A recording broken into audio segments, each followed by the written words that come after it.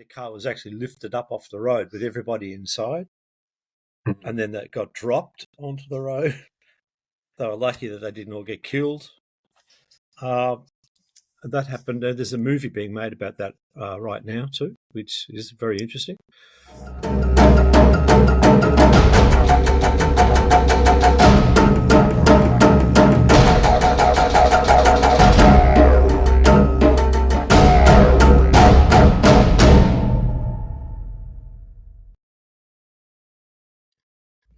All right, guys. So welcome back to another episode of the Aussie UFO podcast. I'm your host, Nick Knowles, and with me here today is George Simpson. George, I'm just wondering if, as a bit of a little preamble here, you might be able to sort of introduce yourself and some of your kind of qualifications and experience here. Well, okay. I've been interested in UFO cases, UFO reports, UFO stories since I was a kid. I grew up in the 1960s in Melbourne, Australia, and periodically there'd be UFO reports that sounded very interesting. I think one of the first books I ever read when I was at school was a UFO book it caught my attention when I was looking through all the books in the library. We had to read stuff. And there was a book called Flying Saucers, Where Do They Come From? By an author called Richard Tambling. And there are some interviews with him on YouTube. And he sounds like, he was Australian, but he sounds like a Pommy. A lot of people in those days sounded like English people. They had these strong English accents, like BBC radio accents kind of thing. Right. But that was the first book I ever read, was this book about UFO reports from all around Australia. It was really quite interesting. And I guess, growing up with things like Star Trek on TV and The Outer Limits, there was a different alien on TV every week with The Outer Limits, Yeah. So I always was interested in the subject. I ended up... when I was 20, I saw this plane fly past, and it turned out it was Frederick Valentich heading towards his UFO encounter. So that really spurred me on to get more and more involved with UFOs, UFO research and stuff. I'd read a lot of books by that stage, but I ended up joining the Victorian UFO Research Society. They're called VUFORS, Victorian UFO Research Society. And they'd been around since the 1950s. I think they started in the late 50s, early 60s. A lawyer called Peter Norris started the group. And John Pinkney was one of the guys that helped him when he started the group. He became a journalist. He wrote for a lot of magazines, and over the years I've read a lot of the reports that he's written in newspapers and magazines and things. John Pinkney, very well known. He was one of the founding members of VUFORS. But people come and go in these groups. People start these organisations, and people come and go. So they just keep changing. The personal, the people involved just change over the years, But I ended up joining the committee in the early 1990s. After somebody else had left the group, I joined in, and I was going first of all as a member from the late 80s when the Knowles case happened. People would know about the Knowles family case, where in Mundrabilla, this family coming from Western Australia heading towards Victoria saw this unusual light hovering over the road in the early hours of the morning out in the middle of nowhere, and their car was actually lifted up off the road with everybody inside. And then that got dropped onto the road. They were lucky that they didn't all get killed. That happened. There's a movie being made about that right now too, which is very interesting. Yeah, our last guest was discussing that with me, but it's just incredible the fact that this thing, I think its right rear tire had exploded, and one of the I think the axle spring had fractured as well. Like it had obviously been dropped from quite a height. Yeah, we don't know how high it was, but it was a good fright for the people inside. There was a truck driver called Graham Handley who was ahead of them, saw it happen in his rear vision mirror as he was driving along. And he got to Mundrabilla before them, and he stopped at the service station. He described to me personally that he saw the car come screaming into the service station like on two wheels, came in. Wow. The driver jumped out and grabbed the petrol pump and hadn't even opened the petrol cap on the car yet. He was squirting petrol, spraying out of the nozzle. He hadn't put it in the car yet. He was so nervous and shaken up. And Graham calmed him down and helped him get the thing into the car so we weren't spraying petrol all over the service station. It's not a good idea, you know. Yeah. Could have been really terrible. So they even had the family dog in the car with them. Yeah, that happened. So interesting case. When that case happened, that got a local guy to write a record. He wrote something to the newspaper, and I saw his letter in the newspaper. And I checked him out, and I found his phone number in the phone book, and I rang him up. He was a guy called George Bond. He lived in Sandringham in those days. I rang him up and spoke to him about his case because I was really interested in it.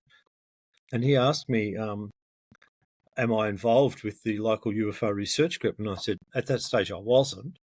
And he said, well, why don't you start going to their meetings? Why don't you go along, see what's going on, Because he used to go to them and he'd stopped. So that I thought about what he said and I took it on and I started going to the meetings. And eventually I ended up on the committee. I was a photographic. They called me and they didn't know what to call me. I didn't fit in like normal. I wasn't a journalist and I wasn't a professional, but I had my background was in photography and electronics. So I was kind of the person that would analyze any photographs that they had. I was like their photographic analyst, I guess. They called me a photographic officer, but I was photographic analyst for them. And it was a very interesting time. I'd go to all the meetings and meet all the other people that went to the meetings and stuff. Quite interesting times. I ended up leaving that group because they were very, very insular. They wanted nothing to do with other UFO groups around Australia. They thought they were the only ones doing everything properly. They were the only ones that knew what they were doing. They were very experienced. Right. They're also very, very tired, getting old and tired. And but I left the group because I wanted to branch out. I wanted to contact other groups all around Australia. And I found a group called AUFORN, the Australian UFO Research Network. Now, they're no longer around. They've come and gone. But they had branches all in every state of Australia. And so I became the representative for them for Victoria. And I started writing articles for their magazine, which was the Ufologist magazine. And I wrote those articles for about 14 years. I was the director of AUFORN for about 14 years. And then I stopped. Sorry, I think I'm got a bit of getting noise coming in. Disturbed by the German Shepherd. Yeah, right. Apologies. No, but so when you were on the committee, I think, was that back in 98? I started on the committee in about 92. Around the time John Ockertell left. I left the committee in around early 2000, and that's when I started running the Victorian branch of the Australian UFO Research Network, and I ran that for the next 13, 14 years. So it's about 10 years ago I stopped doing that because there was no point anymore because everything's available to everybody online. Oh, I see. Okay. You can access any report on any case. It's all out there, So I didn't need to run meetings anymore. And I'd been doing it. I ran that whole branch myself for 14 years with no help from anybody. And so I wanted a break too. So, and then another group started up and I sort of helped them a lot. I went to quite a few of their meetings. They were called Victorian UFO Action, VUFOA, Victorian UFO Action. I got involved with them for a while. And one of their members said to me, gee, you know a lot about the Valentage case. You should write a book about it. Mm. about the Valentich case. So I did. It took me about 5 years to write it. So I'd been thinking about it for about 40 years. So Oh. that when the Frederick Valentich disappeared, when he vanished in his airplane while looking at a UFO flying around him, that's when he disappeared. When that happened, I was the same age as he was. We were both born in the same year. So I was 20 years old then. I was a young bloke. I was younger than you are. I was younger than you Yeah. are. I was a Yeah. 20-year-old, and I saw the plane go past. It was amazing because it's kind of a strange thing to describe what happened when I saw the plane, but it's like I received a message when I was looking at the plane. A thought popped into my mind, and it was either I was hearing voices, or I received a telepathic message of some kind or something, or I didn't hear words, but the thought went through my mind: don't take your eyes off that plane. Keep your eye on that plane. Remember that plane. That sort of thing. Mm. Watch that plane. Watch that plane. Now, where we lived in Balmoral, we weren't that far from Moorabbin Airport. There were planes going over all the time. We always saw planes Mm. flying past. And there was nothing special about this. I just saw this blue and white Cessna heading straight for Cape Otway. I was waiting for a friend to turn up, who never did turn up. Anyway, I don't know, she got waylaid or something. She didn't turn up. But I was watching this thing go past, and the next day, the news reports said, an airplane has gone missing over Bass Strait. It's believed to have run out of fuel and gone down in Bass Strait. Mm. And that was the report. And that report was on the radio all day. But the story altered by the time the evening news came on, and they were saying a pilot reported sighting a UFO flying around his plane, and now he's disappeared, completely vanished. Now, I went into a fair bit of detail about this in the book that I wrote. It's called Nothing on Radar. Have you heard about my book? I've actually purchased it, funnily enough, George. I finished it this morning, Fantastic. which I was Fantastic. going to say, there's something incredible. Just by the way, I have it here on Kindle, and guys, I cannot Yep. recommend it enough. If you want to have a look at the case, it's certainly a really thorough and personal exploration. For those watching as well on YouTube, you can see George is holding an actual physical copy here. Yeah. And so that photo I found very interesting, because I remember seeing the cover and thinking, that's a bit of an interesting choice of cover artwork. And then I found out that that's actually the photo that is very pertinent to the case, the manifold photo. Did you want to talk about that briefly? Well, it's one of the most amazing photographs ever captured of an unidentified object. Let's have a look up close there. It's a very strange looking thing, and there's like blue sparkles in the air around on one side of it, those little blue dots. They're not in the photo before or the photo after. He was taking a photo every 30 seconds, counting it on his watch. He was using up the end of his film. He had a motor drive on his camera, and he was photographing the setting sun. He was down at Cape Otway. And that area where he was when he took that photo, it was only about 20 minutes before Fred flew right past there. He heard the plane go past 20 minutes later. So he took this photo. He didn't see this object when he was taking the photo because he was looking at his watch. Right. He had the camera set up on the sun, on the horizon, focused on the horizon on infinity, and he was just looking at his watch and counting every 30 seconds, hitting the button. So he never saw this thing. It obviously didn't make much sound because he didn't get his attention or anything. He didn't even know he'd captured it until about a month later. He heard about all the stuff about the Valentich disappearance had happened in the news. Then when he got his photos developed, when he got them back, he found one of his pictures had this strange thing in it. And you thought, oh, they've mucked up my developing, they've done something to my negative. There's something wrong here. And he took it Right. back to the photo development lab, because we all used 35mm film in those days, just like the young 20-year-olds do today. It's really weird. Look, I work in the photographic industry. I work at a camera store. Okay. And for the last 20 years or so, I've been working with this camera store, and we've stopped selling film cameras, and it's been all digital for about the last 15, 16, 17 years. Now 35mm's back in a big way. Everybody wants 35mm again. Yeah. It's crazy. It's So funny anyway, how these technological advances occur just for hipsters to bring kind of the old ways back, which is it's very funny to me. But God love them. They're pretty cool. I suppose we should probably back up a little bit in that. Let's assume that for whatever reason, someone listening has no idea what the Valentich case was. Can you give us a bit of like a summary of what exactly happened that day?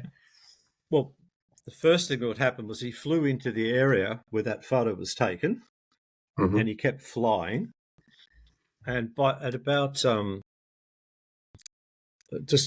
just when he was at Cape Otway, which is where that photo was taken, just when he got to that area, he reported that he'd reached Cape Otway and he was now turning south to go down to King Island. And he reported that he was heading to King Island because they have to keep track.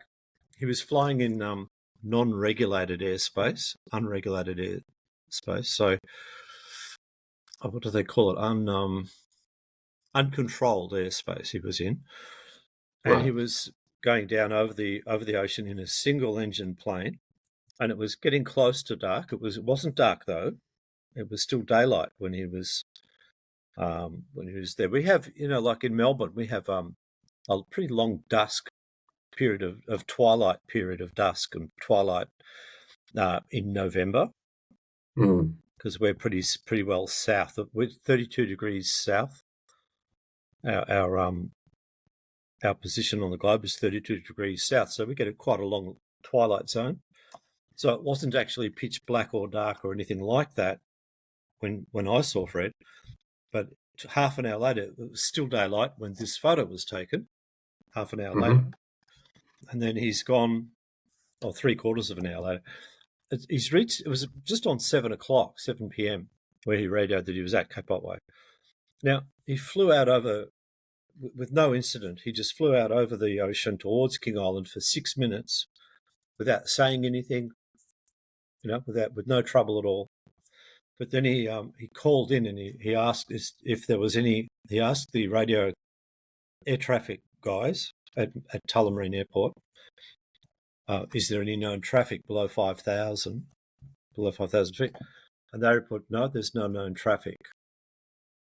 This is Steve. Is it Hobie? Roby, Steve Roby. Roby, yeah. My bad. My apologies. Steve Roby, yeah. So he asked, is there any known traffic below 5,000? And they replied straight away, no known traffic.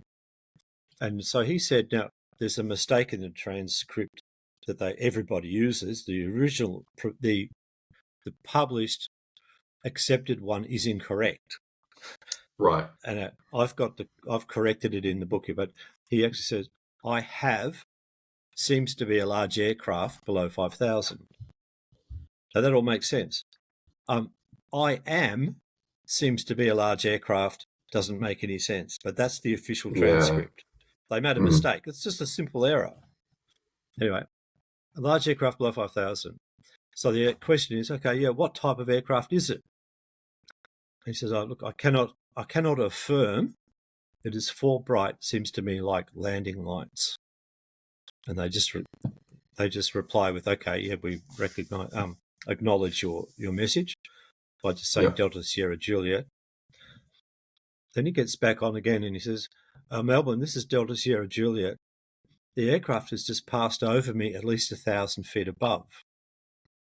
And the reply is, okay, Roger. And is it a large aircraft? Confirm. So they want to know what it is. He says unknown due to the speed that it's travelling. is there any Air Force aircraft in the vicinity? So he's thinking high performance, high speed jet aircraft, because this thing's going around really fast. I said, no known aircraft in the vicinity. So there's no known aircraft. There's no reported aviation by any of our military or anybody down there. Then he gets back on. He says, Melbourne, it's approaching me now from due east towards me. And they say, okay. Well, Delta Sierra Juliet. Then there's this open mic section. He's opened the mic to say something, but he doesn't say anything. You just hear this unusual kind of a repetitive, kind of a staticky, scratchy sound in the air coming over the radio for a couple of seconds. Then he says, it seems to me that he's playing some sort of game. He's flying over me 2 to 3 times at a time at speeds I cannot identify.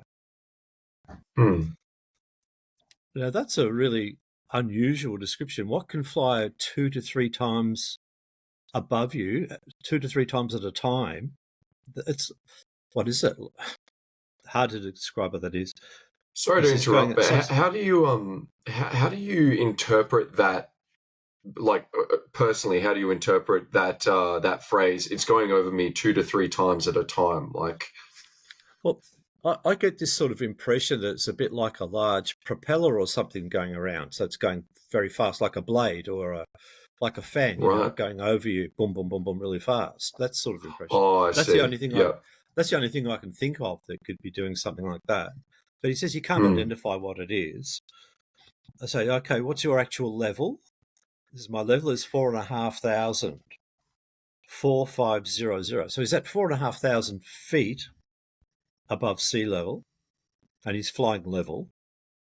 And he's not spiraling down into the sea. He's flying level at 4,500 and watching this thing. Right, yeah, and you have a look at that particular proposal in your book a fair bit. This idea of some people were they were articulating that maybe he had inverted the plane somehow, and how that was just not a very reasonable idea given the stability of that model of plane. Correct?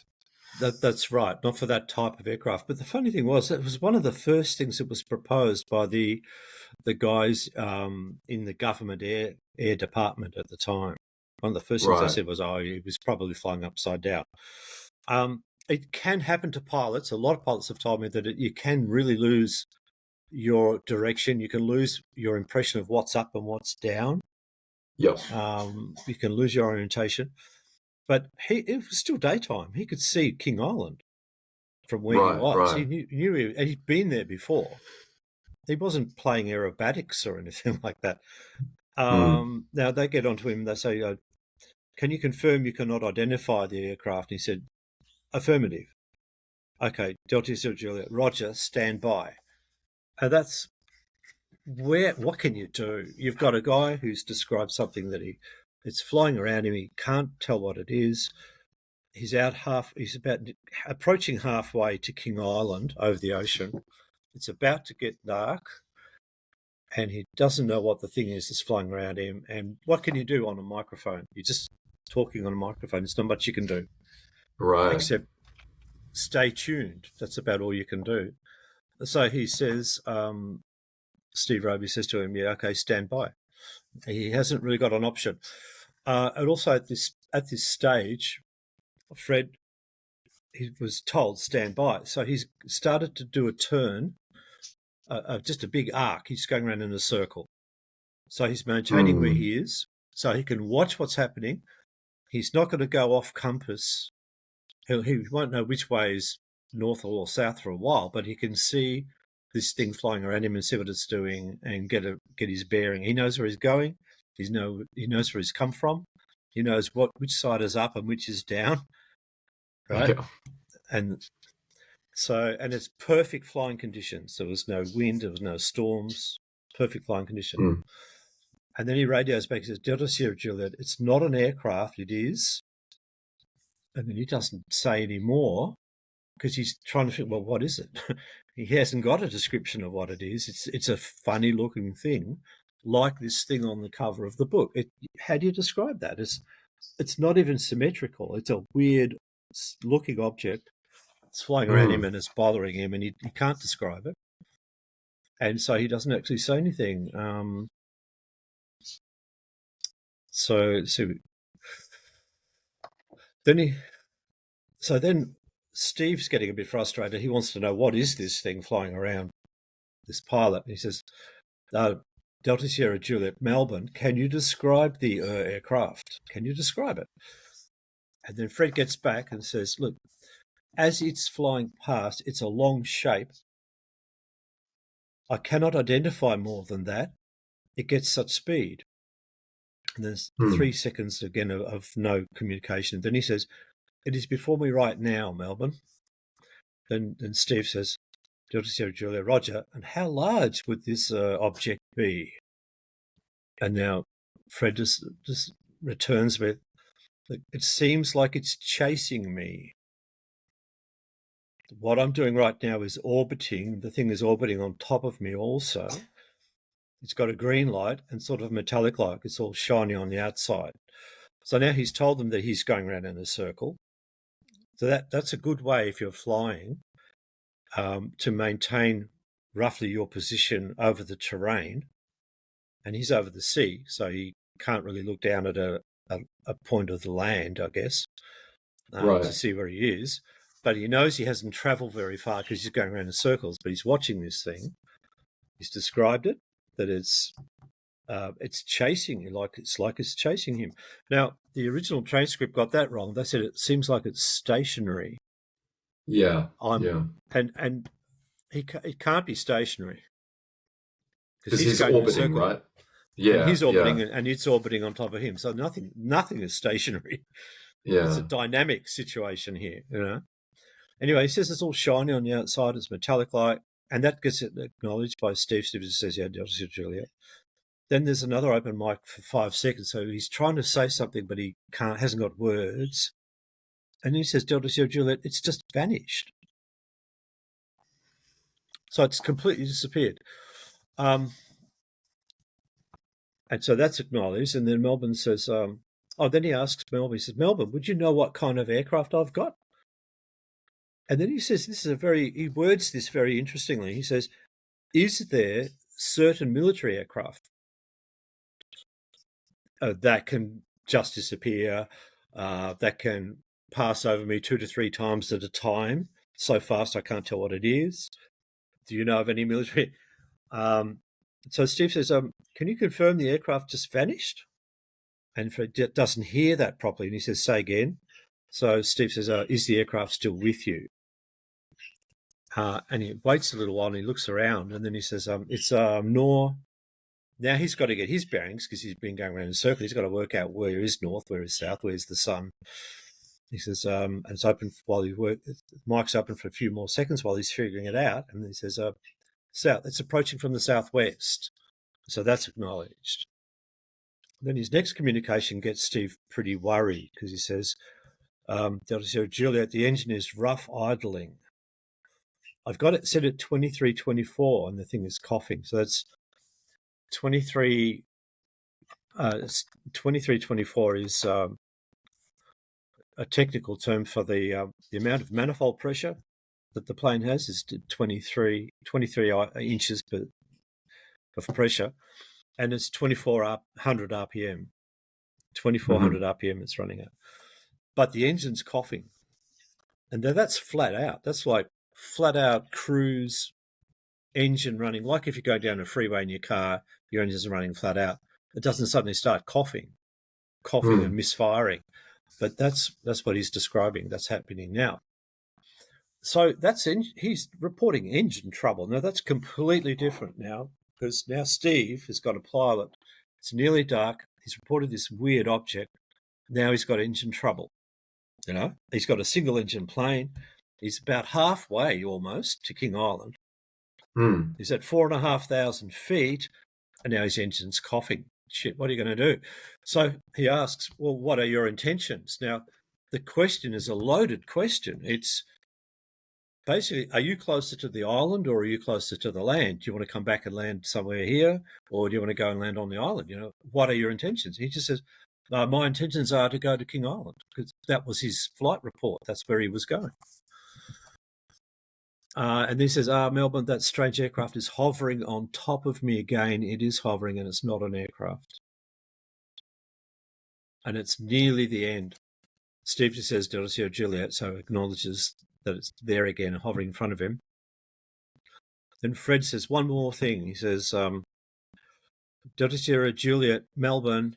He's about to say something, and he's cut off, and you get that strange metallic sound that's been released in various documentaries now. You hear that strange noise that goes for 17 seconds, and he never replies. And then Steve just says a few times, tries to call him, Delta Sierra Juliet, Melbourne, doesn't get an answer. And that's the end of the encounter as it occurred, word for word as it occurred. That got into the newspapers. That went straight into the newspapers. It wasn't hidden or covered up. And it was virtually word for word. They just made a couple of errors, but other than that, it was word for word, with the intention of what Fred was trying to describe. They never found him or the plane. So it's a very, very, for me at the time, that was a landmark case simply because we've finally got a pilot who's up there in the sky while there's a UFO up there. So he's got a close look at it, and it's flying around him, and he still can't work out what it is he's looking at. And then he's disappeared. One of the most fascinating aspects of that whole interaction between Steve and Fred for me is those final 17 seconds where you hear kind of a metallic sound. And one of the things that I found really, really interesting in your book, Nothing on Radar, was the story of the farmer who came forward to, is it Jamie? Is that how? Came forward to a shopkeeper who then contacted. The shopkeeper in Coonabarabran was a guy called Laurie Ryder. Right. He never mentioned the name of the person who came in, but his name is. We found out his name. I discovered his name. It was hidden in an audio recording. Wow. Okay. And which recording was this?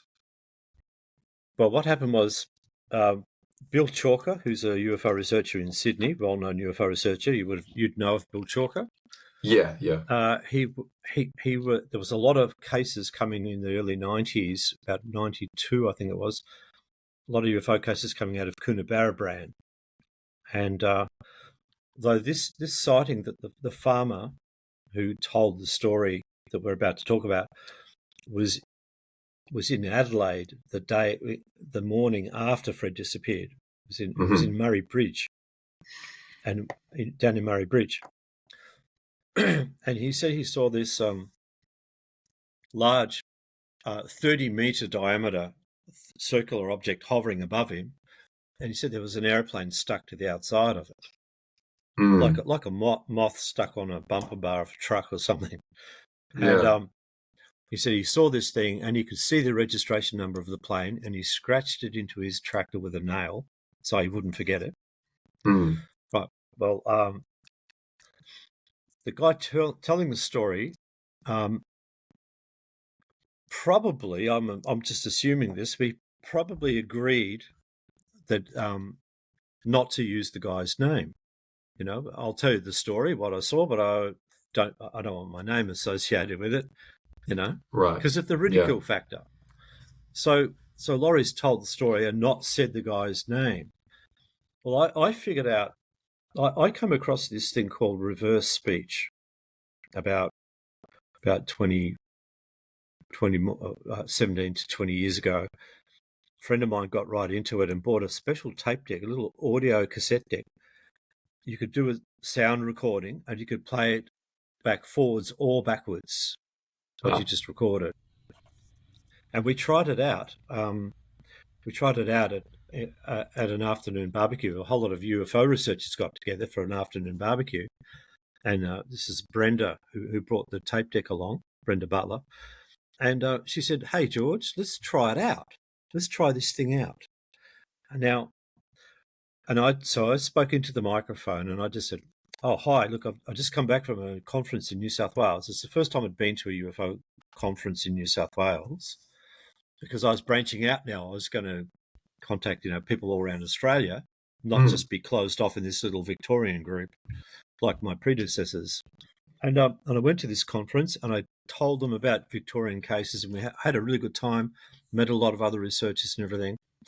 Anyway, I said, look, I went to this conference, had a great time, it was really good. And she recorded me saying that because I'd just come back. But while I was saying, I went there and I gave a talk, because I gave a speech about the Victorian cases to these people. There's about 200 people. And I had thought before I went up there that I might have been a bit nervous talking to 200 strangers, And that thought crossed my mind as I was talking into this tape recorder, saying I went up there and I gave a talk. The thought crossed my mind, I thought I was going to be nervous.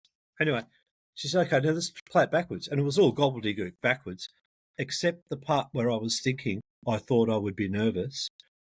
Everybody there at the barbecue heard me saying, when the tape was in reverse, I thought I would be nervous. That's strange. Now, have you ever... I don't know how that works. It's called reverse speech. We somehow have a way of, when we're talking, if our voice is operating, but we're thinking something, the thoughts can come through, but they don't come out forwards, but they do come out. But they're hidden. Interesting. I know for me, there is a psychological phenomena called pareidolia, which is the human mind. If you think about us in terms of, say, cavemen walking through the jungle, our mind is meant to recognize stimuli as patterns that are significant. And so I understand that perhaps to some skeptics that this would then be an explanation of, okay, well, you heard this audio recording and it happened to synergize with just the right cues to make it appear to you that the thought that was in your head comes through as audio.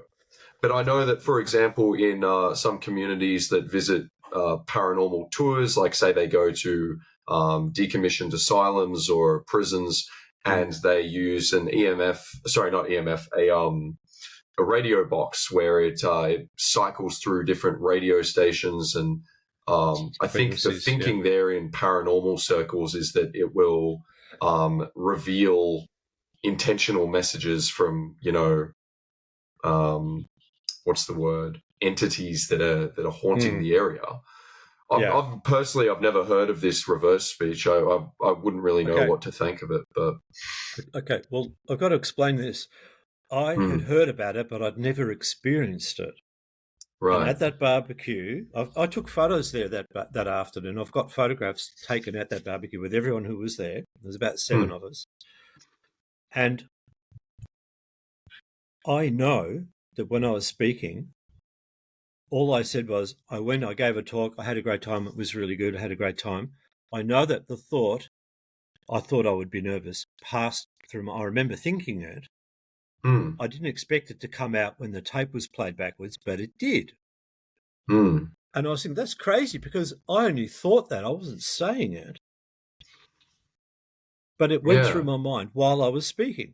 Now, that's really interesting. Now, that explains why a lot of these rock and roll groups and that, they play them backwards and they get these hidden messages. It started with the Beatles and then these heavy metal bands. And all that, and all this stuff about, I think Led Zeppelin was saying something about Satan or something, and when that backwards. Well, all it means is that thought crossed their mind while they were recording, while they were singing the song. This other thought crossed their mind, and it's there. If you play it backwards, you'll hear it. It's just how it is. It's just the way the mind works. It's just weird. So I figured, okay, we've got this guy here telling us that there was a farmer, but he doesn't say the name of the guy. But there's a part of the tape where he describes this guy but he doesn't use his name. So I reversed just the part where he's saying, he came along, he got off his motorbike, and he took his clothing off, and he came into the shop, blah, blah, blah. Just at that point, I played that bit backwards, and out pops the name, Ian Bryson. Ian I thought, Bryson. well, that's interesting. Ian Bryson was it sounds like that's the name of the farmer. All the rest of it was gobbledygook. Just this section where he's thinking about the guy but not saying the name. There's the name, because he's thought about the name but not spoken it. So the son that he has since died, the guy on the tape who was interviewed by Bill, has since died. Laurie Ryder died about probably 10, 15 years ago. But I'm in contact on Facebook with his son. Now, I did a TV documentary on the Valentich case, and it went on TV. It was on TV towards earlier this year, sometime this year, about March or April this year. I think it was on TV. Is this the Unexplained Files? No, it was the Close Encounters Down Under. That series. Yep. Yeah. So our last guest was on that as well. All right. Well, I was texting Laurie's son just before, because I said to him, look, this show's coming on TV. I'm going to be in it. And I did mention your dad when we were doing the interview. So your dad might be talked about on TV tonight, you know. He said, okay, I'll have a listen. I'll watch it. I'll have a listen. I'll watch it. And then he contacted me straight after the show. And he said, they didn't mention anything about Adelaide, about the story my dad said about seeing the UFO with the farmer telling him in the shop in Coonabarabran. You see, the farmer moved up to Coonabarabran years later after the thing happened in Adelaide. So, and he went into this hardware store and told the guy on the tape, and I'm talking to his son, and I said, hey, I reversed a little bit of that tape, and it sounds like your dad mentions a guy called Ian Bryson. And he texted straight back to me. He said, oh, yeah, Ian Bryson was one of my dad's friends had that name, Ian Bryson. He was a farmer up here. I knew him really well. I even bought a car off him. So he confirmed the name. Now, I only got the name by playing the tape backwards. That's definitely thrown me for a loop. Because, look, me personally, I've never heard of reverse speech, and if anything, I'm kind of cognitively inclined to think that it may or may not be coincidence. I'd be very, very interested to see if there were any experimental.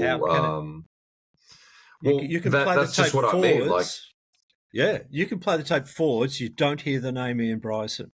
If you play just the part where the guy talking is describing Ian Bryson but not saying the name, play it backwards, you'll hear clearly Ian Bryson. I've got the sound. That's really interesting. Now, and now especially given that the son recognised the name. Yeah, he confirmed it. Okay, now there's three people on the tape. There's three people on the tape that are talked about and their names aren't mentioned. So I reversed all of them and I got three names. Now, the second name was the local priest. This Ian Bryson has got been through such a horrific experience seeing this large, unusual object hovering above his farm with an airplane stuck on it. If you go and tell the police, report it to the police, you know, they're gonna take you off to the loony bin. So he's gone to see his priest. He's gone and told his priest about it. Right? So I looked up the priest's name, the name that comes up. And the funny thing is, when it's reversed, he says that's, and then he says the name. So the priest was called Phil Wilson. He says, that's Phil Wilson. Now, Phil Wilson was the local. I looked it up.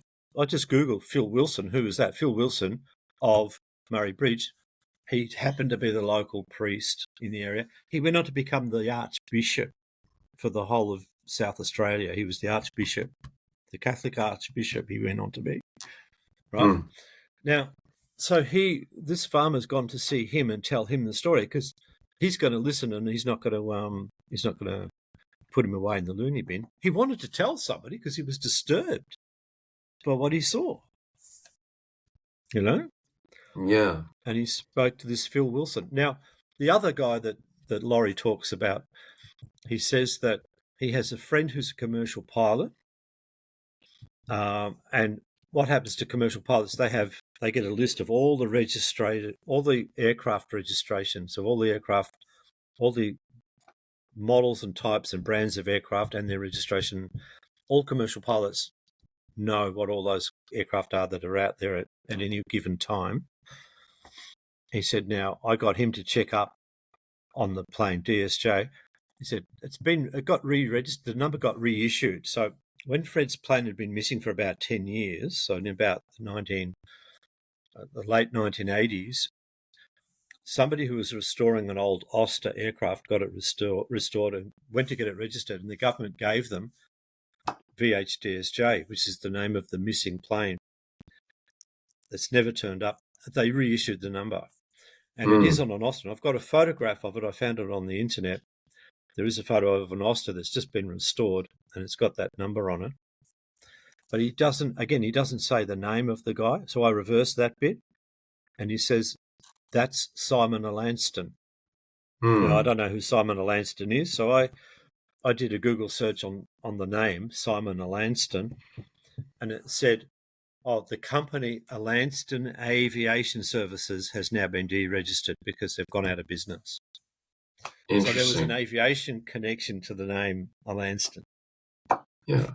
Another name that I only got from reversing it. So, if I'm being honest with you, I'm having a lot of trouble with this concept of the reverse speech. It seems kind of like a very woo paranormal kind of idea. Are you aware of any sort of research that's been done on the validity of this? It seems pretty groundbreaking. It's been happening for a very long time. The guy who developed it is an Australian, and he lives in South Australia, a guy called David Oates. He had a tape deck that he accidentally got water damaged, and after that would only play tapes in reverse. It wouldn't play them forwards. And he's discovered all these reverse messages, and he ended up working with American government agencies about how you could find out what people are actually saying. Look, police have used this to find out if the accused is lying or not. They tape record them, and they can play it backwards and hear if they might be saying, look, I haven't fired a gun today. Play it backwards. Yeah, I shot him twice to make sure. Were there any recorded cases of police using this forensically? Yeah. Look, they don't talk about it, but they can use this. They also people reverse political speeches throughout history. You've got audio recordings of famous politicians throughout history speaking. You play bits of them backwards, and you'll hear them saying unusual things. It's a whole science in itself. Reverse speech. It's been around for years. It's well known. If you look up David Oates, and according to my sources, they tried to shut him down. They tried to keep this quiet. They didn't want people to know that they can do this. Okay. The authorities don't want it to be publicly recognised, and they appear to have done a good job of keeping it quiet because a lot of people, such as yourself, have never heard of it before. Yeah, it's definitely nothing that I've come across before. But I'm kind of tempted to. I guess what I'm wondering, or what some of my general experience with people has been, is that often, if they've arrived at a conclusion already, they tend to have a bit of a cognitive bias to really single out on anything that confirms their beliefs. And I was certainly fascinated by this farmer's story of just a day after seeing the aircraft and seeing this thing in his field with the plane kind of attached to the side of this aircraft. I mean, have you ever? You would be familiar with Bob Lazar's story about S4, right? Yep. So what has really stood out to me about the Valentich case is the fact that the behavior of the aircraft, and then this farmer's story the following day, and also the photograph taken by Manifold. All of these things, they bear a pretty uncanny resemblance to a lot of the declassified UAP footage that you see from the Nimitz and in the 2017 New York Times article with David Fravor's gimbal, for example, or Ryan Graves. And to me, I guess I would love to hear your thoughts on the fact that Bob Lazar back in the 1980s or 90s was talking about the fact that these aircraft seem to be run by producing a gravity wave, and that's what allows them to move at such hypersonic speeds without making a sound and move in such strange erratic patterns without causing damage to themselves. I mean, to me, the fact that he's seen this single engine aircraft stuck to the side of an aircraft in his field, obviously it's all speculation from my end, but I'm just so curious as to whether that has something to do with the gravity wave that these things apparently produce. Well, until we capture the unidentified aircraft, we can't really test it. One of the things that one of the NASA scientists, Dr. Haynes, a NASA scientist, wrote a book about this case called Melbourne Episode. It's a really hard, really dry, hard book to read. It's a terrible book. It's got like 5 chapters of just speculation, different scenarios of what might have happened. But he tried to reproduce the sounds on the radio, that metallic sound at the end. He tried to reproduce that, and he couldn't get anything that sounded like it. But for that sound to have come through on the tape, it must have come through the microphone, and Fred must have still had his hand on the button. There's a press to talk microphone. If Fred had let go of it, then the sound would have stopped. And that sound went for 17 seconds. Now, I think that the farmer the way he described the way that the aircraft was stuck to the side. Did you see that photograph? I made up a model of it to illustrate what the farmer was describing. I thought that was really well done. Yeah. With the plane stuck, all things. Well, that was going by the audio description. And if the plane was, as he said on the tape, he said the wings were back up against the side and the tail was hanging down, the engine was at the top, that's the same effect as having the engine ahead of the wings or above the wings. So there's no fuel getting to the carburetors. And it would only go for about 20 seconds, it would run out of fuel. And that's exactly what happened. It ran out after 17 seconds, it stopped.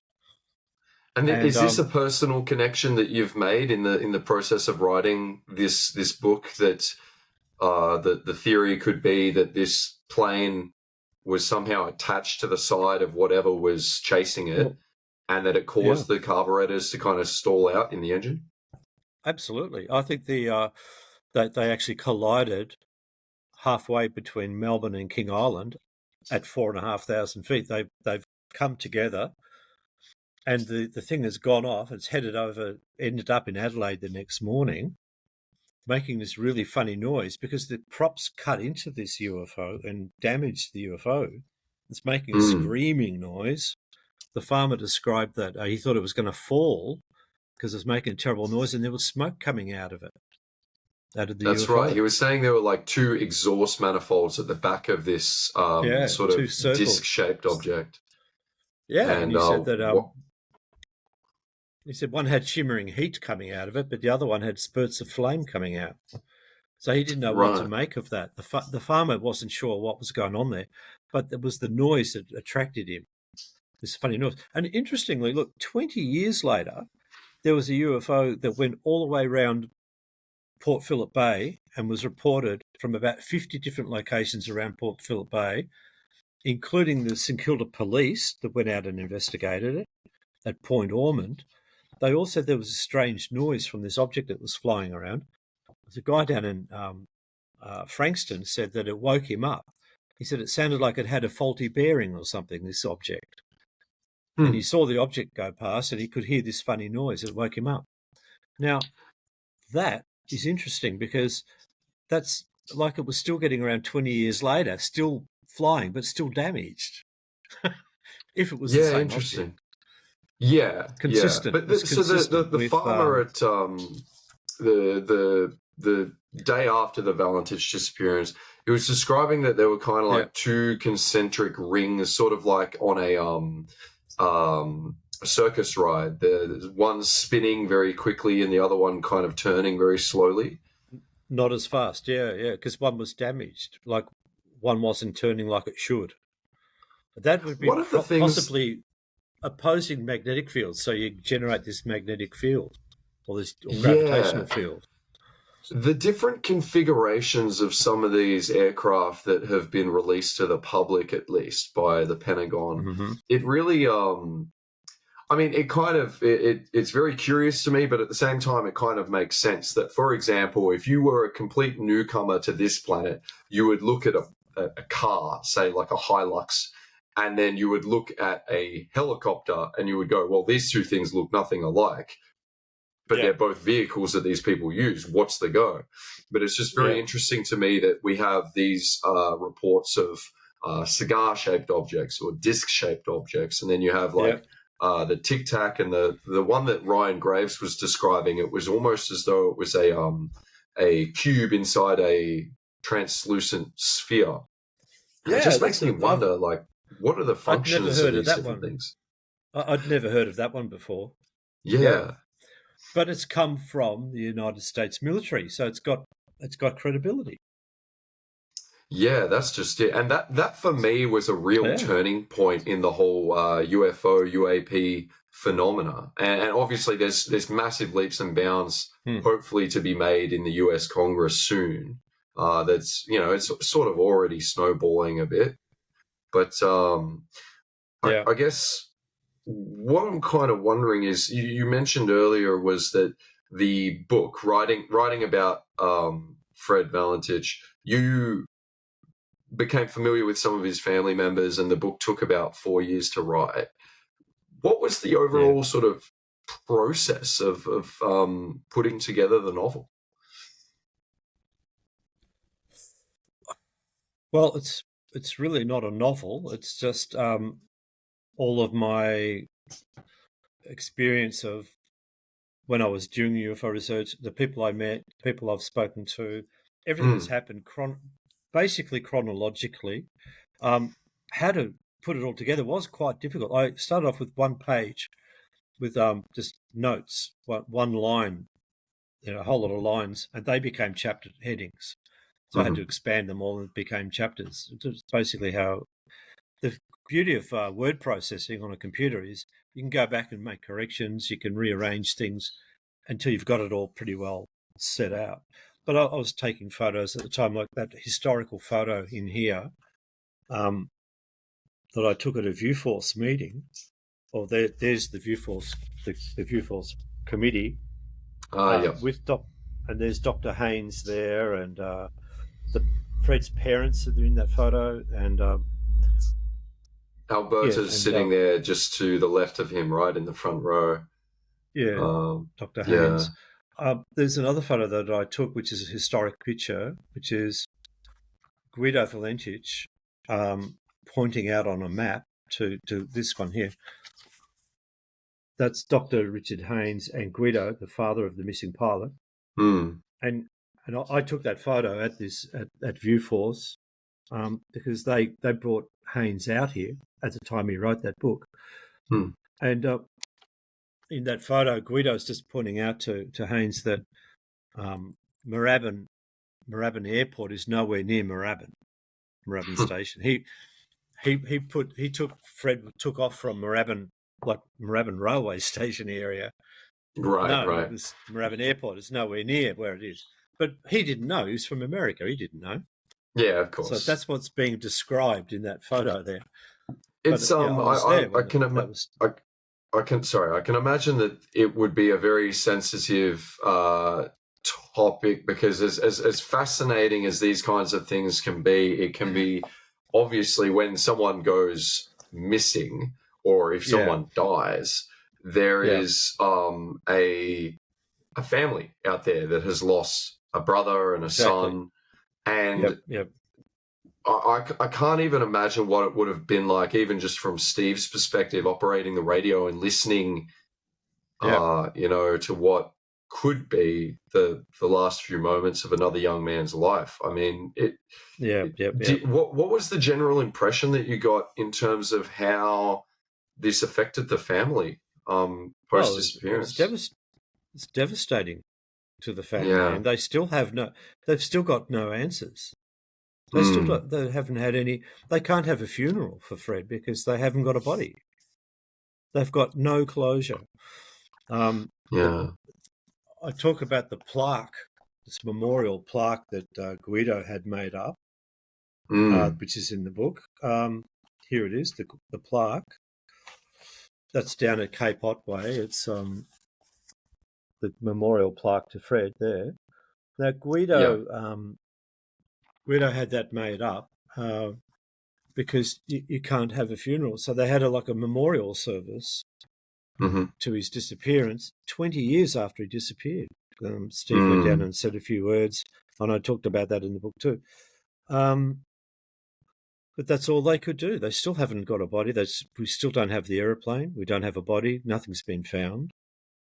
Mm. There was a guy who claimed that some divers had found a plane at the bottom of the sea, but there's no evidence that the plane ever went anywhere near the ocean surface at all. Now that we Right. have I the was spark, sorry, I took a note here actually of you were writing in your book that Timothy Good had produced a work called Beyond Secret, where he was talking about finding 3 planes that were parked underwater that was the story. or sunk. Yeah, that's the story. Right. Yeah.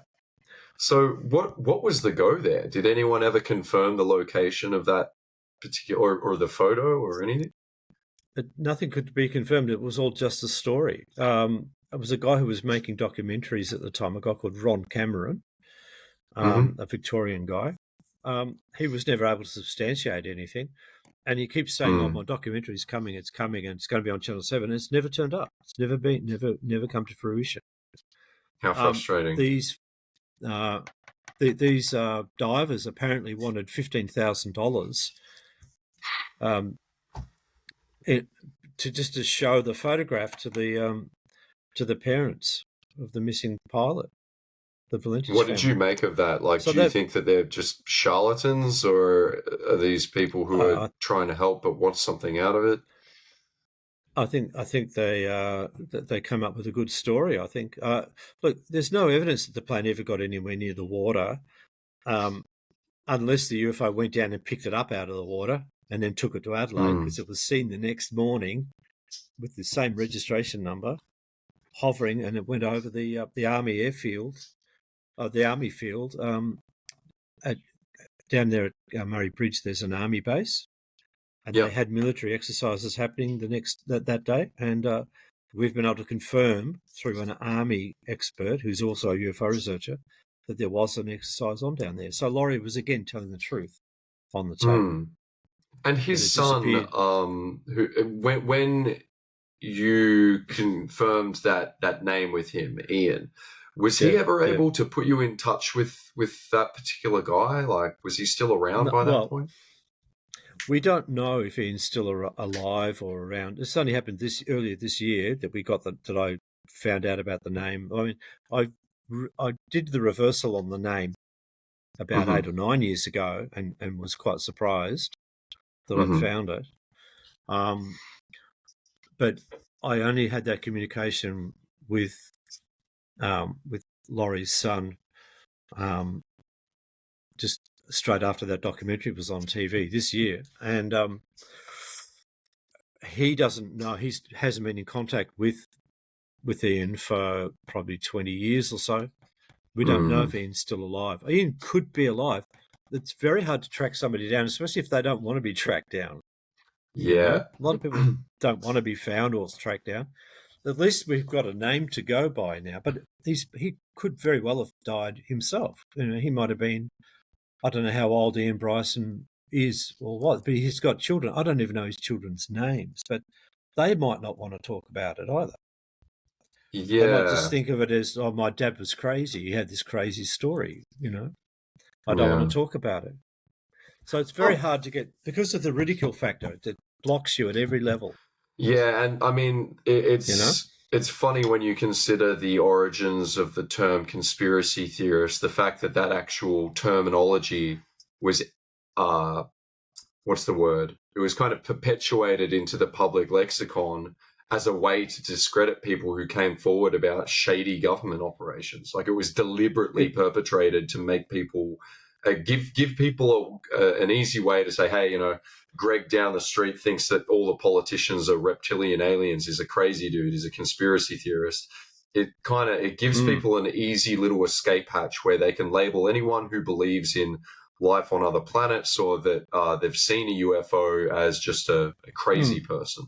But I think we've definitely made a lot of progress since, say, the 60s and 70s, in that it's funny coming forward with this podcast. When I first started creating it, ever since then, I've had numerous friends and family members come forward to me saying, hey, I actually had an experience where I saw something. And how funny about that. Yes. It is. It's kind of funny as well, having the moment I started talking about it, you suddenly had friends of mine feeling comfortable talking about it with me purely because they think that other people will think that they're crazy if they mention it.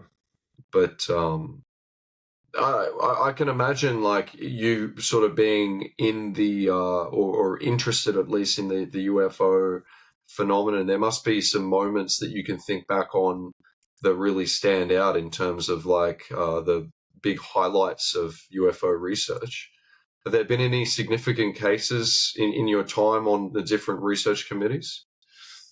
Look, meeting the various Westall witnesses has been a highlight. They're wonderful people. And they're wonderful people that have been laughed at and ridiculed all their lives because they know what they saw, but nobody wants to believe it. And so, sorry, just for those listening that might not be familiar, the Westall case is a very famous Victorian UFO case in 1966, I believe. It's funny you talk about it. One of our upcoming guests, he was actually meant to be on last week, but he unfortunately had to cancel. But Grant Levac has filmed a really great documentary about the Westall. He's interviewed a number of the witnesses. And so what was that like, speaking with these people who had this incredible encounter as children? Look, it's been great. I was trying to track some of them down for years and I could never find them. It's always hard to find people when you really want to speak to somebody. It's really hard to find. And then all of a sudden, this guy, Shane Ryan, started this website. And all the Westall witnesses started attaching themselves to that as a forum where they could go together, talk to each other, meet with each other, and not be ridiculed. And they've kept together for many, many years. There was a big reunion, a high school reunion that happened in the early 2000s. And I went along to it, and there were all these people I've been trying to find for years, and I was able to talk to them. And Bill Chalker and I met there because I've known Bill for years. He came down from New South Wales, brought his video camera and filmed a lot of the witnesses. And we both realised that day we had a limited opportunity to speak to as many people as we could who were there, get their names and their contact details, ask them, what did you see? Did you just see the circles on the ground or did you see the thing in the sky? There was two main categories. People were eyewitnesses to the thing in the air, others that only saw the thing on the ground, others who saw nothing, or others that are in denial, all kinds of things. There was over 300 students that saw it. And so for anyone who's still like, I have no idea what these guys are talking about, and I'll do my best to explain what I understand, but feel free to tell me I'm completely wrong here. But basically we have Westall Elementary School where there are a number of students out on the oval who see some report multiple objects, some report just a singular object. And one of these children, in fact, ends up running inside a classroom where Mr. Greenwood at the time is teaching. And suddenly the lunch bell rings and everyone rushes outside to see these things. Some of them saw the craft hovering over the school, and then others came outside and it was too late. But apparently these craft had headed to a nearby sort of wetlands area where they did cross-country called the Grange. and a number of kids then run that way. There was a couple of sightings from people in the nearby vicinity, like someone working in a I think it was a like a vegetable or a plant nursery, Yeah, and he that's was Paul Smith. Paul Smith. Thank you. Yeah, and Yep. he witnessed it as well. But from Yep. my understanding, by the time everyone had reached the Grange, there was either markings on the ground or the craft was simply hovering there and then immediately shot off into the sky at just breakneck speed. And that very soon all of the authorities started arriving, and they confiscated film from cameras, and they were sort of strong-arming people saying, this never happened, you should never go and talk about it. And the teachers, several teachers took photographs. Their cameras were confiscated. They never got the camera back. They didn't just take the film. They took the whole friggin' camera. Now, that's illegal. Yes. That's theft of property. They can't override, your right to own your own property and not hand over the film. They can't do that. But they did. And why would they do that if it was just a frigging gas balloon or something? It was not a balloon. Everyone who tries to tell you it's a balloon have rocks. They've got rocks in their head. If there's any way a balloon flying over a school would bring all the authorities down and a lockdown on the whole suburb. There were roadblocks in the streets. Why?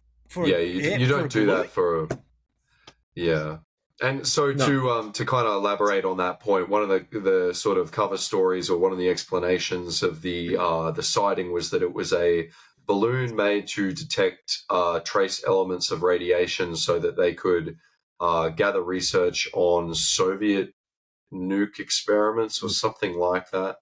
I might be butchering the story. They did have those balloons. No, that's right. They did have those balloons, but they were in Mildura. They were being launched and tested in Mildura. How far is that from Melbourne, Mildura? Well, I think, as a local, I can say it's ages away. Grant's documentary, and if you want to go and watch it, it's on YouTube, Grant Levac. He actually has a bit of a detailed breakdown on the weather that day and the air drift and some of the local scheduled balloon releases and the use of this kind of slingshot that would release the balloons into the air, and it just doesn't add up. I mean, no, yeah. Look, tell me, if you were a student at a school, either primary school or high school, you're a student, and you saw a balloon go past, either low down or high up, just a balloon, you saw a balloon, what would you do? You would think, there's a balloon. You would recognise it. Yeah, it's one of those things, isn't it? You would forget about it.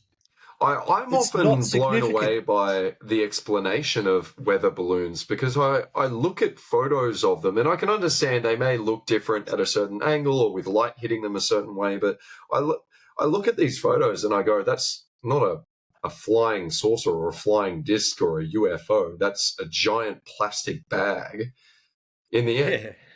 Yeah. It boggles the mind as to, Have you seen the Westall photo?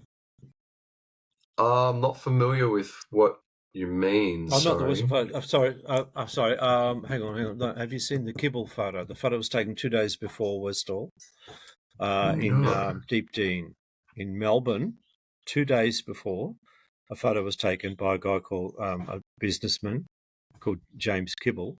He's been interviewed, and his photo, he was in his front yard taking photographs of his parents' garden in Deep Dean or Baldwin. Okay, the Baldwin. Have you heard of the Baldwin photo? Have you seen that photo? No, I'm not familiar with it. No. A very shiny metallic object, but it's sideways. It's not like a dome. It's like a dome turned sideways 90 degrees. Now, I know of a lot of people that dismiss the photo simply because it's turned 90 degrees, right? It doesn't look to them how they think these things operate, but it's exactly what Bob Lazar described. These things they can turn on their axis and just hover there and then shoot off. That's consistent with all the UFO witnesses from the primary school, the high school, and other schools in the area that saw it on the same day. This thing was behaving very weirdly. They sort of It didn't fly fly like... belly forward. Yeah, if you throw a frisbee, right? If you throw a frisbee, that makes sense to us because we throw frisbees. That this thing flies completely different to that. To illustrate, I mentioned this is a flying saucer, right? This thing, right? It's a flying doily, but we imagine they're going to go along like this. They actually fly like that, defying physics, defying they don't have aerodynamics about them. They just sit in the sky like that, and they can turn like that, and just go. Whoosh. They just don't. They don't go like we think they do. Yeah, the podcaster Joe Rogan, who is probably the most successful podcaster of all time, has interviewed Bob Lazar with Jeremy Corbell as well, and I would say I was explaining to my last guest that that interview for me was one of the big moments in my life where I went, this stuff is really happening and it's really important. I don't understand why other people aren't so interested in this. And Bob at one stage was saying, if you are able to control gravity, if you're able to produce or control your own gravity, that's the end game from a technological point of view. Because with that kind of technology, you can achieve all of the ends and the effects that you see in all of the science fiction films, like things like creating barriers like force fields, things like traveling at faster than light speed with no apparent effect on the craft. I mean, I think actually one thing that really struck me when I was reading your book was you were talking about a sort of a person who came forward to the media here in Australia. He was from the US. And you were a little dubious about this guy's story. He was some sort of intelligence agent. He wanted his identity protected and wanted a security escort and all this stuff. And he was saying that there is a really good chance that he was actually saying he knows the exact story behind the Valentich disappearance and that it was a electrogravitic drone that the US developed that they were using out of Pine Gap. Which are you able to explain the sort of mythos behind Pine Gap here in the UFO community? Well, Pine Gap's it's an American base, and it's had a history of a lot of UFO sightings in and around it. Right. And locals in the area that have taken photographs of things around there have often been visited and had their photos confiscated. There's a very famous Australian artist, not from Pine Gap, but from he was the name just escapes me for the moment. That's okay. There's an Australian artist who used to do all these paintings, and he's done it. He had the local area they had in Broken Hill in South Australia, in Broken Hill, right, and locals took photos down by the river one day, and there was a flying saucer among the trees up in the air above the treetops. Really good, clear photo, and everybody saw the photo, and it all got confiscated by the authorities, as what usually happens. So he wrote, and his name's Pro Hart, the artist Pro Hart, and he did this painting, which is a picture of what the photograph was. It's a flying saucer hovering in the trees. I've got that picture. I can grab it if you want to have a look at this picture by Pro Hart. Please, yeah, for sure. And so if any of the viewers, just while George is fetching that, if you want to have a look, you can have a look on Google, Pro Hart artist rendition.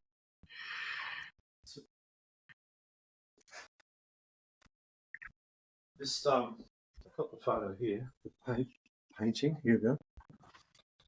This is a painting by Pro Hart down by the river. And look what's hiding up there in the sky. Right. That's what the photo was like. They confiscated the photo, but he said they can't confiscate our memories.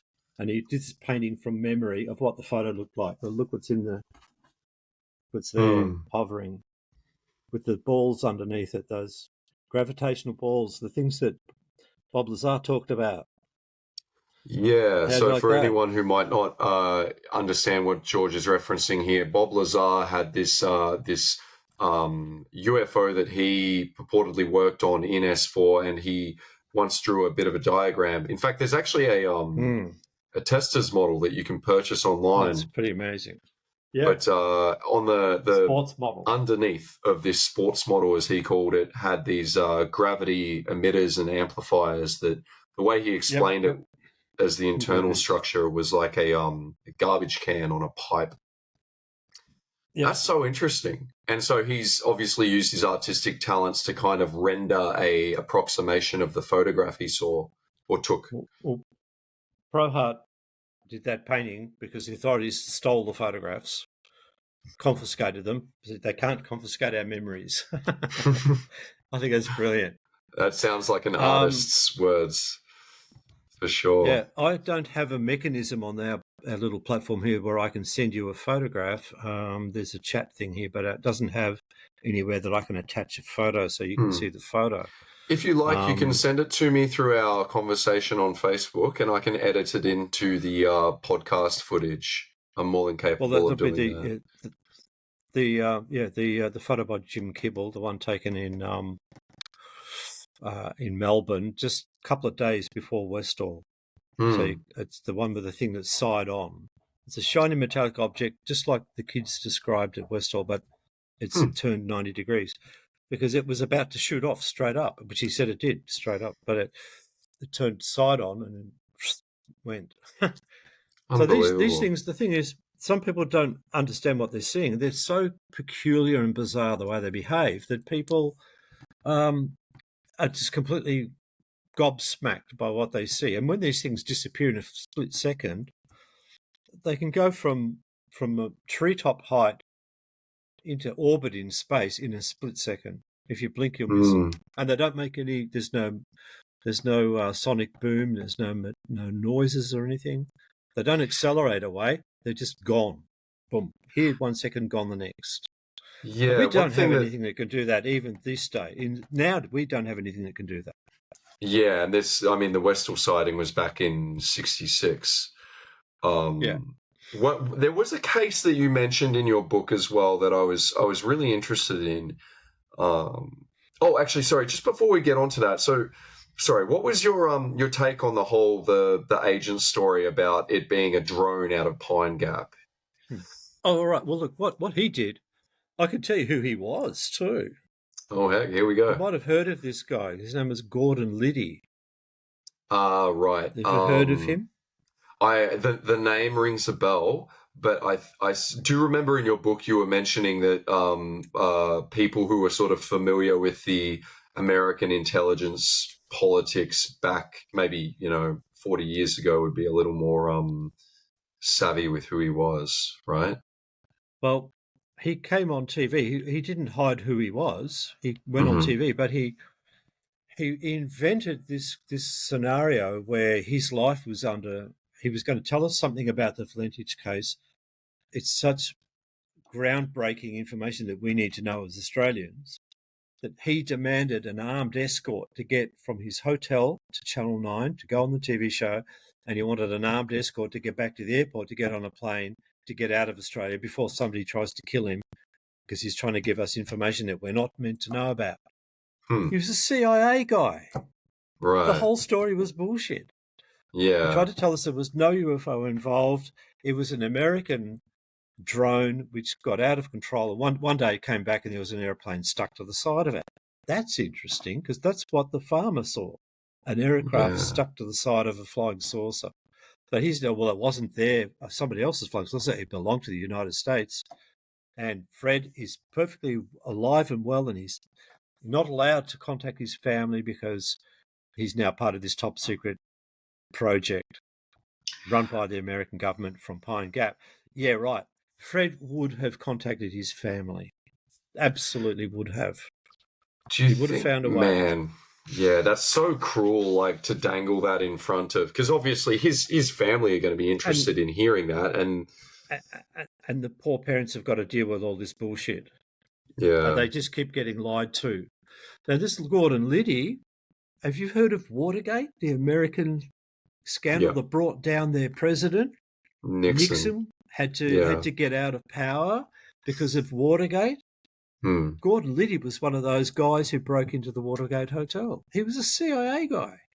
Right. Okay. And he was sent out here to mislead Australians.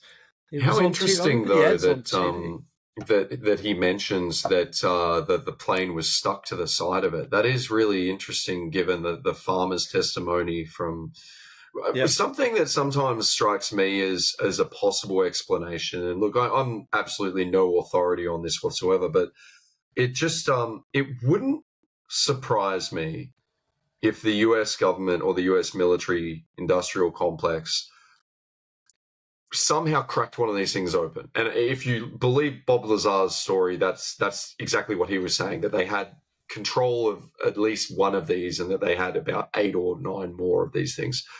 It just wouldn't surprise me if they would operate this thing, but when questioned about it would go, oh no, this isn't an alien spacecraft or a non-human intelligence thing. This is ours and we made it, so be afraid and stay away. It would not surprise me at all if that was the case. In fact, Bob Lazar actually said that when he first saw one of these craft, someone had stuck a little American flag on the side of it. And he, at the time, was thinking, oh, of course, this explains all those UFOs. Right, yeah. Well, actually, they did cut the engine open on one of them, or the engine or whatever, the propulsion unit. They did cut one open. Yes. And it killed about 250 scientists were killed instantly when the thing blew up, because you had antimatter and matter colliding, because they didn't know what they were doing. It's like if you had little kids playing with matches and playing with petrol, you're going to blow yourself up. That's what they did. The scientists, the whole underground base got destroyed. And that's why Bob was brought in. Yeah, maybe we'll have this? a fresh guy have a look at it.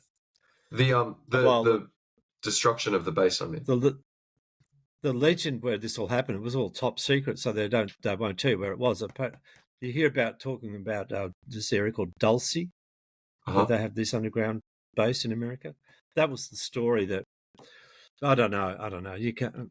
Nothing gets verified. They're all so full of lies and obfuscation. You never get to the truth of it. Yeah. But there was definitely they were trying to reverse engineer something, blew up in their faces. That's why Bob was called in to see if he could help, because he was an innovative guy and he thought differently. I believe everything that Bob Lazar tells us about it. Yeah, I definitely get the right to know. Yeah. He mentioned in his interview with Joe Rogan that he got the distinct impression that there had been some kind of accident involving someone trying to cut into the reactor of one of these craft, and that the assistant of his co-worker, that the previous assistant, had died in that explosion or whatever happened. Yeah. So, I was just curious if you knew if there was like a recorded event where something like that had allegedly happened. But to bring it back to what I was asking before, there was a particular case that you mentioned in your book that happened in the US. And I was just curious for a few more details on that. I am mindful of the fact it's been about an hour and a half, so I may let you go after this and we can close things out. But sure. You mentioned a US case in your book where you mentioned the name Thomas Mantell. It was a aircraft that came into contact with a UAP or a UFO. Yep. And I remember reading that you said there was nothing left that was bigger than a watch face. Like the largest piece of the wreckage was something like that. Are you able to disclose like a little more of that case? Well, that was what the report said. It's in all the UFO books that have been written in the last 50 years. Right. It's a well-known case. Thomas Mantell. The officials have only recently acknowledged with his family that he was sent up to chase this thing. And that's why he disappeared, because it fired at him and it dismantled his plane. His plane was blown to smithereens. He was closing in on it, it had been hovering over an Air Force base, somewhere over in Ohio, I think it was, where it happened. But I can't remember the details of it fully. But yeah, I mentioned it in the book because it is the only case I know of where somebody has actually been physically harmed by having an encounter with the unknown, although Fred is possibly one he might have been harmed by the encounter. We don't know if Fred's still alive or not. We just don't know. There's no body. We don't know. He could be alive living in another part of the universe. We don't know. It's not likely. If you believe Einstein's theory of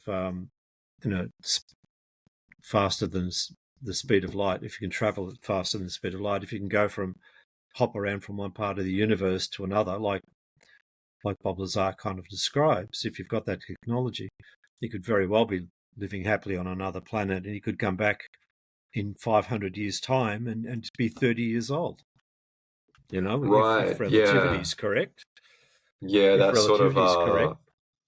Yeah, the relativity being like, for example, if you're up on the space station, you experience, I think it's like 38 microseconds less than a person here on Earth.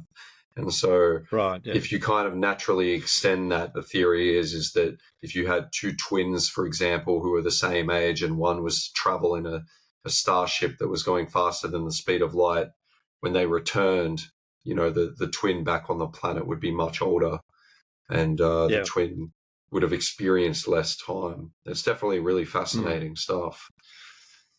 But God, I just can't imagine, both from the perspective of Fred, just being alone in his vehicle up there, I mean, it sounded, from what you wrote in your book, it sounded as though he wasn't distressed, or he wasn't in a state of panic or anything, but he was just trying to make sense of exactly what it was that was going on. Yeah. What you were saying about how awkward it must be if you wanted to give a presentation about this, and if the family is present, it's almost like you're holding an autopsy in front of the family, Yeah. Well, that's why Dr. Haynes didn't play the audio tape when he was here, but he left Melbourne and he went up to Sydney and he played the audio to a group up in Sydney. And that's now on the internet. That's on a website, and you can actually hear Haynes going through the tape bit by bit, and you hear Fred talking on the tape. Right. In this talk. Yeah. But it wasn't played in Melbourne because the family were there at the talk. Which makes sense to me. Like, it's obviously a very sensitive thing, and you don't want to hear the final moments of your son or your brother, played for, interest's sake. But I can send you a link to it so you can hear Haynes talking about it, and you'll hear the actual audio tape as Haynes is talking. Yeah, I'd appreciate it. Yeah, thank you very much. Listen, George, thank you so much for... Oh, sorry, the recording came out about a year ago, yeah. The guy who had it was a private recording of that talk, and it's only gone up online 18 months ago or a year ago. Yeah. Thank you so much for coming on, George. I really appreciate you responding. I reached out on Facebook to George, and he was kind enough to lend me some of his time and obviously come on here and share his perspectives and his expertise. If people were interested in picking up a copy of your book, it's available on Amazon, right? Yep, that's right, yeah, because I self-published it. Excellent. Yeah, go and check it out, guys. A normal publisher wouldn't touch this stuff. Yeah, yeah. This is the thing about the UAP and the UFO phenomena. It's definitely made leaps and bounds in the public eye, but again, it's still under a lot of very malicious scrutiny and a lot of ridicule, unfortunately. But hopefully, over time, these things will change. Hopefully, yeah. Especially with this, as you mentioned, this all the stuff out of America from the American military admitting that they do treat the subject seriously and they do study it, even though they're trying to backpedal again now.